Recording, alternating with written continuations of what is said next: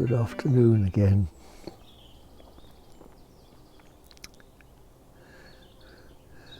If I've got rather a puzzled look on my face, it's because I've been asked to talk about freedom. But then the question goes on to make what might have been very simple, very complicated, because it says, is it freedom from or freedom to? Which makes me think.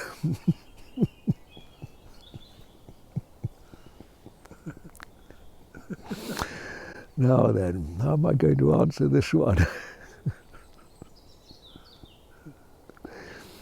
Well, the answer to every question is to come back into the present. Here and now, feet on the ground, and find this one, utterly simple, beyond all question, presence.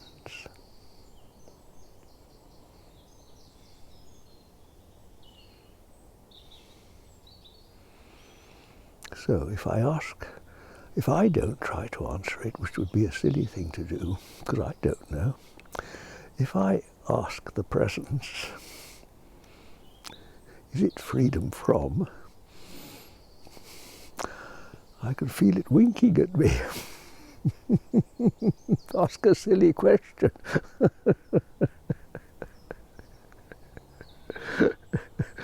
Freedom from? Well,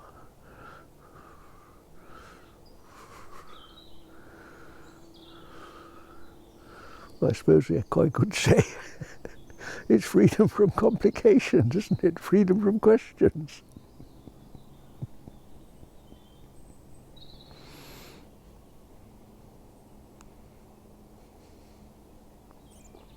Utter simplicity.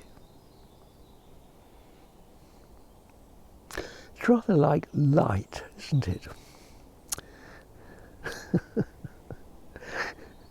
Is light from?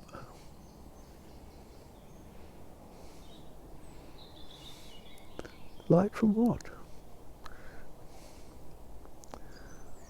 Darkness, but does light know what darkness is?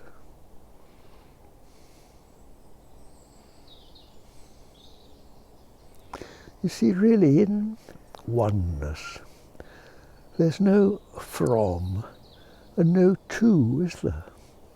Which is just duality. It's from here to there, from you to me, from bondage to freedom. And bondage no more exists for freedom than darkness does to light.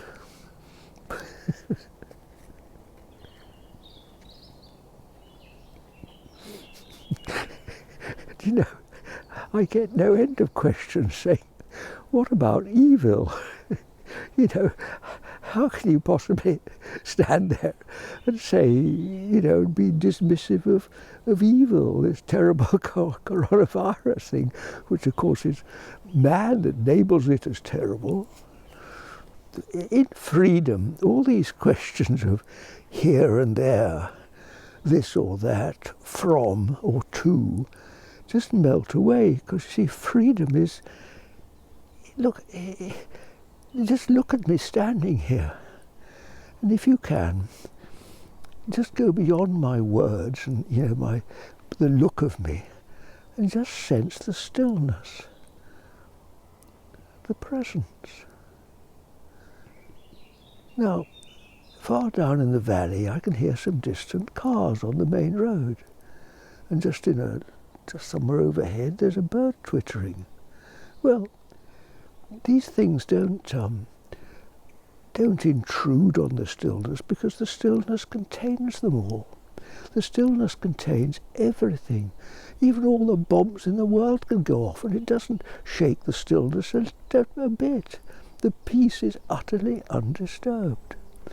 And no matter if all the chains in the world were clanking up the path, you know, freedom just is freedom. And how can freedom go anywhere, because where can it go? Freedom's everywhere. You can't be free to. That's not freedom. That's still bondage to some idea of attainment.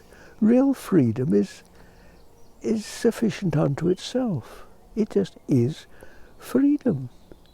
And then all these attachments of the world, all these things that men carry around in their heads, well, they're just things men carry around in their heads, and the freedom's completely unaffected. You know, isn't it? Just listen.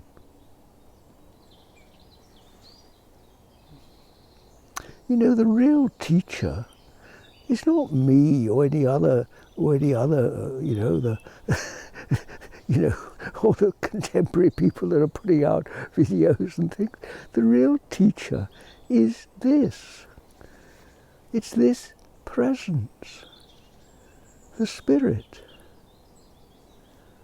This is the real teacher. And really any worthwhile teacher endeavours to point to this. And all you've really got to do is just rather ignore my words and just, if you can, just sense the way that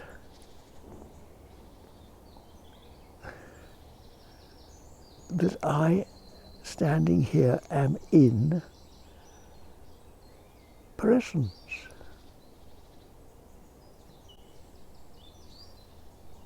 And I can never not be in presence, any more than a fish cannot be in the sea, or the sun cannot be in the sky, or that you and I cannot be in what we call God's hand.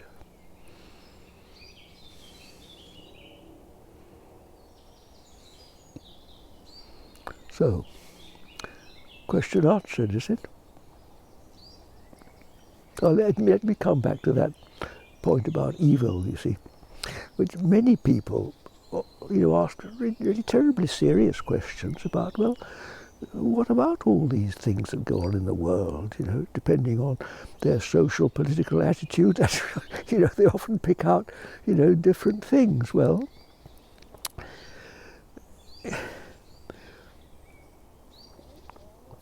without trying to enter into the ins and outs of these things, which isn't always very profitable, once again, just be present. And if you can, just let go for a moment this identity, this attachment you probably have to some aspect of life that you find displeasing.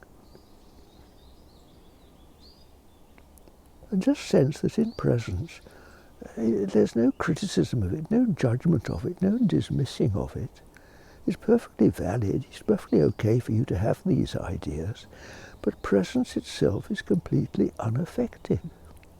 Just like the sky is unaffected. And standing here now, the you know, the whole background of grass and ferns and trees and leaves and things is completely unaffected by whatever ideas I may have in my mind. It's we that create these identities in our minds. What's in it for me? What threatens me? And me is that which is not present. That's why things appear evil to us, because they appear to threaten me. And that builds up into fear, and fear leads to aggression. But come back to this simplicity of standing here. Just be present. And all these fires that burn so fiercely in our breasts, they just die down.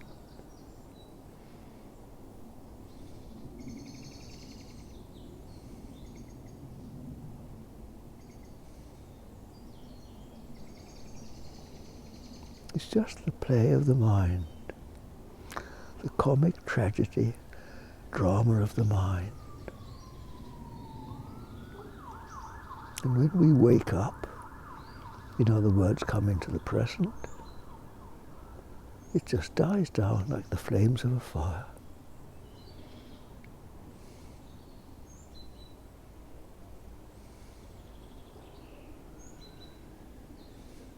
And I'll offer you another little bit of advice that was given to me many years ago. The next thing many of you will say is, but what about?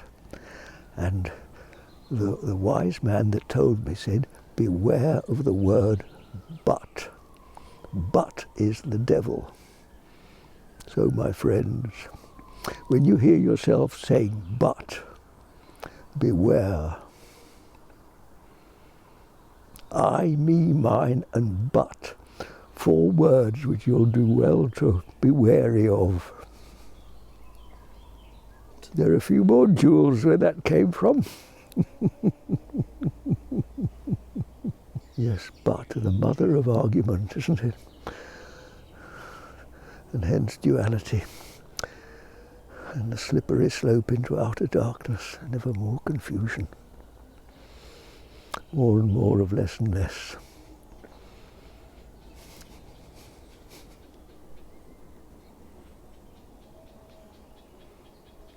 So, any more questions? Let's come back to this stillness.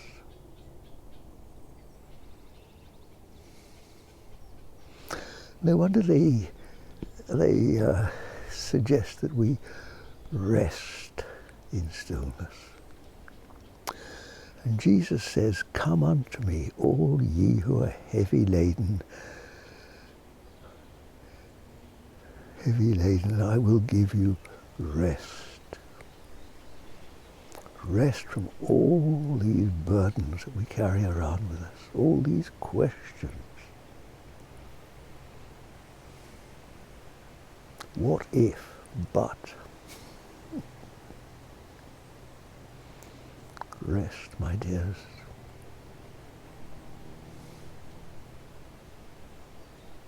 Peace.